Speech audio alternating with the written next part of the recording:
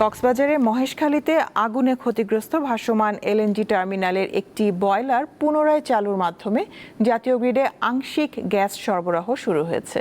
ফলে চট্টগ্রাম সহ বিভিন্ন স্থানে গ্যাসের চাপ বাড়ছে।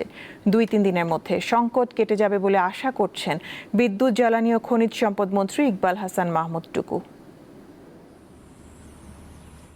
গত কয়েকদিন ধরে ঢাকা ও চট্টগ্রাম সহ দেশের বিভিন্ন স্থানে গ্যাসের তীব্র সংকট দেখা দেয়। এতে শিল্প কারখানা, সিএনজি ফিলিং স্টেশন ও বাসাবাড়িতে ব্যাপক সমস্যা তৈরি হয়।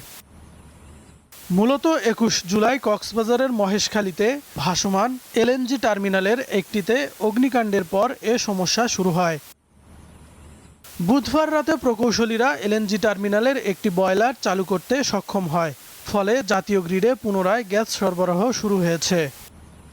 পেট্রোবাংলা কর্তৃপক্ষ জানিয়েছে, এই টার্মিনাল থেকে জাতীয় গ্রিডে প্রতিদিনই 11,50,00,000 ঘনফুট এবং মহেশখালীর অপর ভাসমান টার্মিনাল থেকে আসছে আরও 55 কোটি ঘনফুট গ্যাস।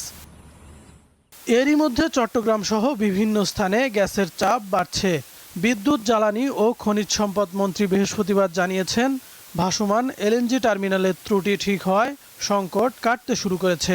আমাদের যেখানে প্রেশার কমে গেছে, প্রেশারটা উন্নত হবে এবং মোটামুটি যে সমস্যার মধ্যে পড়েছি সমস্যা উত্তরণ করতে পারবে। স্বাভাবিক হতে 2-3 দিন লাগবে, মিনিমাম 2-3 দিন লাগবে। স্বাভাবিক সময়ে দেশে সরবরাহ করা গ্যাসের শতকরা 35 থেকে 40 ভাগ আসে আমদানি করা এলএনজি থেকে। মহেশখালীতে অবস্থিত ভাসমান এলএনজি টার্মিনালগুলোর মাধ্যমে এই তরল প্রাকৃতিক গ্যাস প্রক্রিয়াজাত করে জাতীয় গ্রিডে সরবরাহ করা হয়। কাউসার আহমেদ, দীপ্ত, বার্তা কক্ষ।